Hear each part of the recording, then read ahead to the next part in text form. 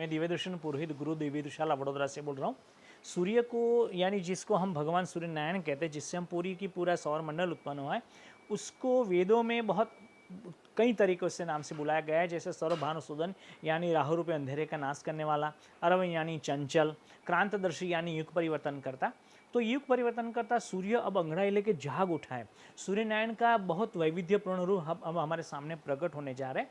आज इस ये छोटे से एपिसोड में हम सूर्य की वेद विज्ञान, खगोल विज्ञान और आधुनिक विज्ञान के आधार पर एक चर्चा करेंगे। उसको हमने 3 भागों में विभक्त कर दिया। तो ये 3 भागों में आप अवश्य सुनिएगा। पहले सूर्य नारायण की जो संस्फोट आते हैं वो किस तरीके से उसकी साइकिल चलती है। दूसरे पार्ट में हम देखेंगे कि संस्फोट की साइकिल का प्रेडिक्शन क्या था और क्या होने जा रहा है। और अंतिम भाग में वेद विज्ञान के आधार पर देखेंगे कि ये क्या परिवर्तन करेगा। और आप पहला वाला अगर भूल भी जाते तो लास्ट वाला भाग अवश्य देखें। बहुत अच्छी रोंगटे खड़े कर देने वाली नई बहुत सातत्यपूर्ण जानकारी वेद विज्ञान के आधार पर हम सब पाएंगे। तो सूर्य नारायण के अंदर अभी जैसा कि हमने पूर्व में एक एपिसोड तैयार किया था, 25वां सूर्य चक्र स्टार्ट हो चुका है। पिछले दिसंबर 2019 से शुरू हो चुका है।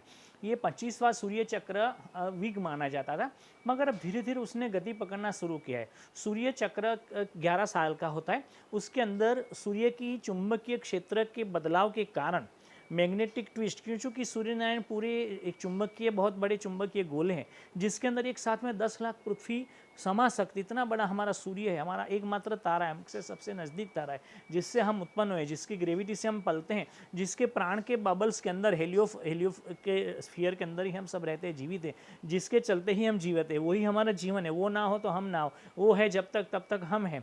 तो ऐसे सूर्य का चुंबकीय क्षेत्र बदलता है, तब सूर्य कलंक उसके एटमॉस्फेयर पैदा होते हैं, काले धब्बे दिखाई देते हैं 15 करोड़ किलोमीटर दूर से। तो ये सूर्य कलंक जब जब विकसित होते हैं तब उसका सूर्य चक्र नया 11 साल का चेंज होता है। तो ये जो 25वां सूर्य चक्र शुरू हुआ है, उसके अंदर ऐसा माना जाता था कि सूर्य चक्र बहुत वीक होगा और 2025 के अंदर वो सबसे ज़्यादा हाईएस्ट पीक पॉइंट पर पहुंचेगा। मगर धीरे धीरे जैसे जैसे ये चेंज होता हुआ जा रहा है, जैसा हमने भी पहले प्रेडिक्ट गुरु दिव्यशाला ने किया था सालों से, और सूर्य विज्ञानी भी अब प्रेडिक्ट कर रहे हैं, एलियो साइंटिस्ट भी प्रेडिक्ट कर रहे हैं। वो कह रहे हैं कि सूर्य अब अचानक परिवर्तन दिखाना शुरू कर रहा है। इस सूर्य को वैसे भी समझना नामुमकिन मुश्किल है, किसी वैज्ञानिक के लिए भी, किसी भी धार्मिक व्यक्ति के लिए भी, या किसी के लिए भी सूर्य को समझना मुश्किल है। तो विज्ञानी भी कहते हैं, सूर्य विज्ञानी, कि सूर्य ने अब बदलाव कैसे आना शुरू हुआ मालूम नहीं, मगर बदलाव आ रहा है। और सूर्य कलंक जैसे पहला माना जाता था वो अब ज़्यादा बढ़ना शुरू हो चुके हैं।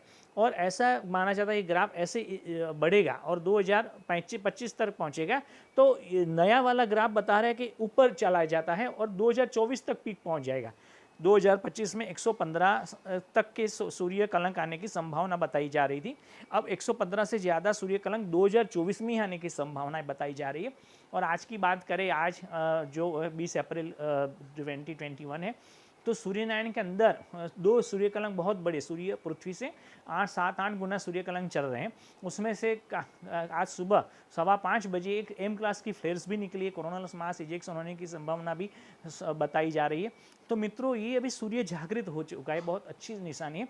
और हमारा गुरुदेव वेदशाला का आकलन ये स्पष्ट रूप से बता रहे हैं कि अब ये चेंज होगा। खगोल विज्ञान यहाँ तक आकर के रुकता है, मगर हम वेद विज्ञान का जितना हमने अध्ययन किया है, तो वेद विज्ञान, खगोल विज्ञान के पिछले 200 साल के सूर्य कलंक का और सूर्य के बिहेवियर का जो हमने अभ्यास किया वो, और वेद विज्ञान का अभ्यास किया वो, उस दोनों को मिला करके देखें तो सूर्य के अंदर अब सूर्य कलंक बहुत ज़्यादा बनेंगे। और लिखना है तो अब लिख लीजिए, हमारा ये मानना है कि पूरे इतिहास की सबसे गहरी, सबसे एक्टिव, सबसे स्ट्रॉन्ग सूर्य चक्र 25वां ये होगा, सबसे ज़्यादा, अब तक का सबसे ज़्यादा होगा। और ये 115 से ज़्यादा बता रहे हैं, मगर हमारा ऐसा मानना है कि 200 से ज़्यादा हो सकता है, 250 तक सूर्य कलंक मैक्सिमम तक पहुँचे, 2024 के मध्य में पहुँच जाएंगे, ऐसा हमारा मानना है। और एक समय ऐसा आएगा कि एक भी दिवस ऐसा नहीं बचेगा जब सूर्य के ऊपर सूर्य कलंक छाए ना हो, सूर्य की एक्टिविटी उसमें से निकली ना हो। और ये सूर्य कलंक हमारे एटमॉस्फेयर को प्रभावित करते हैं, उसमें से निकलने वाला coronal mass ejection, solar flash, radiation, विकिरण, आभा, कोरोना, कोरोनल मास इजेक्शन, कुछ भी हमारी पृथ्वी को, पूरा सौरमंडल को प्रभावित करता है, विज्ञान कहता है। मगर विज्ञान से आगे वेद चलता है। वेद ने ऐसा बताया है कि पूरा ब्रह्मांड चेतना से चलता है। इलेक्ट्रॉन्स मूव करते हैं तो इलेक्ट्रॉन्स को मूव कराने वाली कोई शक्ति भी है जो इलेक्ट्रॉन्स को मूव करने की प्रेरणा देती है, वो वही है चेतना, ब्रह्म चेतना जिसको हम बोलते हैं। परब्रह्म की इच्छा थी एक को हम बहुश्यामी, उसके साथ में जो विस्फोट हुआ, बिग बैंग हुआ और क्वांटम फ्लक्चुएशन हुआ, और बिग बैंग के साथ में एक लिक्विड क्यूजीपी नाम का क्वार्क ग्लूऑन प्लाज्मा पैदा हुआ जिसको हम अपतत्व बोलते हैं। उसमें से फिर मैटर वगैरह पैदा हुए, स्पेस पैदा हुआ, टाइम पैदा हुआ। मगर वेद कहते हैं उससे उसी के साथ में ज्ञान भी पैदा हो जिसको वेद कहा जाता है, और उसी के साथ में ब्रह्म से चेतना का विस्फोरण हुआ, और ये चेतना ही पूरे ब्रह्मांड को चलाती है। अपने आप कोई पदार्थ चल नहीं सकता, ये चेतना चलाती है। सूर्य जो चलता है वो थर्मोन्यूक्लियर मास इजेक्शन के कारण, थर्मोन्यूक्लियर मास फ्यूजन जो होता है, और ग्रेविटी का जो उसके ऊपर क्रश होती है, अंदर ग्रेविटी उसको हाइड्रोजन हीलियम को क्रश करती रहती है, उसके कारण होता है। मगर ग्रेविटी को प्रेरित कौन करता है? ये थर्मोन्यूक्लियर मास फ्यूजन को प्रेरित कौन करता है? ये जो प्रेरित करती है वही ब्रह्म चेतना है, ब्राह्मी चेतना जिसको बोलते हैं। वो प्राण का एक महासागर पूरे ब्रह्मांड में छाया, परब्रह्म की चेतना है, परब्रह्म के संकल्प की चेतना है। तो वो उसी को हम सविता कहते हैं जो सूर्य में भी समाई हुई है। तो वो सूर्य को धकधकता रखते हैं, सूर्य के मैग्नेटिक स्फीयर को चमकता हुआ रखते हैं। तो जो ये बदलाव आ रहे हैं वो खगोल विज्ञान कहता है वो एटमॉस्फेयर को बदल देगा, हमारे सैटेलाइट्स को ड्रैग कर सकता है, हमारी पाइपलाइंस ग्रिड्स को, इलेक्ट्रिकल ग्रिड को तोड़ सकता है, एस्ट्रोनॉट्स को नुकसान कर सकता है, धरती में उतर जाने के बाद में धरती के अंदर कोरोड कर सकता है, पाइपलाइन जो समंदर में गई, ये सब हो सकता है। मगर वेद उससे भी आगे चलता है। वेद कहता है कि सविता नारायण जब परिवर्तन पर उतारू हो जाते हैं, क्योंकि उसको क्रांतदर्शी बोला जाता है। क्रांतदर्शी यानी युग परिवर्तन करता, वो अर्वन है। अर्वन यानी चंचल, वो चंचलता बता रहे हैं। अभी सूर्य एकदम जो एक्टिव हो रहा है वो अर्वन स्वरूप उसका बता रहा है। वेदों में जो बताया गया अर्वन स्वरूप यानी चंचलता उसकी प्रकट हो रही है। वो स्वर भानुसूदन भी है। स्वर भानुसूदन यानी राहु रूपी अंधेरे का नाश करेगा।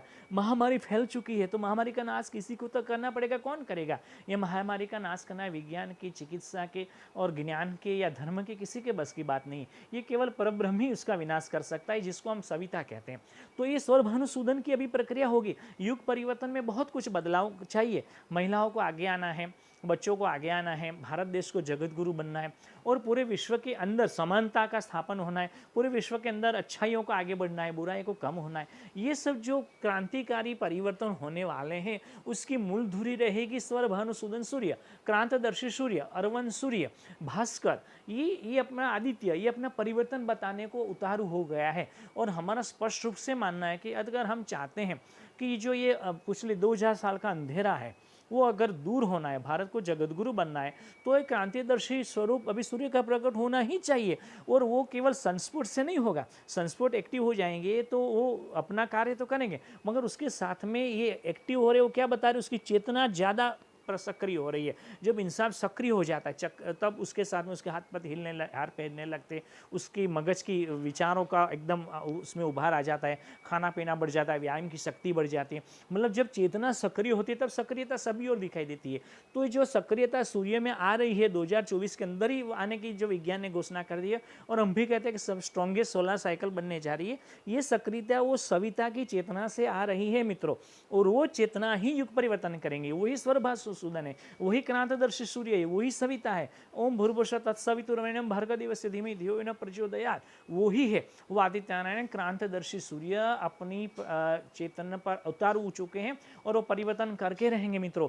इससे हम जितना संबंध जोड़ेंगे उतना हमारे लाभदायी होगा। वो किसी भी हाल में जोड़ दे, गायत्री मंत्र से जोड़े, सूर्यार्घ्य से जोड़े, गायत्री यज्ञ से जुड़े, या अपने सद्विचारों से जुड़े, सत्कर्मों से जुड़े, अच्छाइयों से जुड़े, किसी भी तरीके से। क्योंकि सविता यानी ब्रह्मी चेतना अच्छाई को, वो पुण्य को ही देखती है, अच्छाई को ही देखती है। जो बुरा है उसका नाश करेगी। सूर्य असात्विक शक्तियों का नाश करता है, प्रदूषण का नाश करता है, दुष्टता का यानी जितने भी मलिनता है, जितनी भी अपवित्रता है उसका नाश करता है। वो किसी भी में हालत में हो तो वो अगर हमारे अंदर है तो नाश हो जाएगी। तो उसके अच्छा हम ही उसका नाश स्वयं ही कर दें और पवित्र हो जाए। तो किसी भी हालत में पवित्र होकर के सूर्य से संबंध जोड़ना आवश्यक है मित्रों।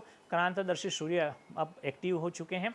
अब 2024 में सूर्य की सक्रिय सूर्य चक्र शुरू हो जाएगा और ये हमारे लिए आनंद की भी बात है, खुशी की बात है। और हम दिल से मानते हैं कि आने वाले में समय सूर्यनारायण युग परिवर्तन करके रहेंगे और हम सब अपनी आंखों से देखेंगे कि किस तरीके से परिवर्तन हो रहा है। केवल हमें इतना करना है कि उसका साथ देना है, उसके साथ में जुड़ जाना है, उसकी छत्र छाया में आ जाना है, किसी भी तरीके से, किसी भी हाल में, अच्छाई से, गायत्री मंत्र से, यज्ञ से, किसी भी हालत में उसे जुड़े रहना है मित्रों। तो आइए युग क्रांतादर्शी सूर्यनारायण का ध्यान करें और उसे प्रार्थना करें पैंडेमिक की जल्दी समाप्ति कर दे। ओम सर्वे भवन्तु सुखिनः, सर्वे सन्तु निरामया, everyone be happy and everyone be healthy. This is Divya Darshan Purohit from Gurudev ji Todra India. Good day friends.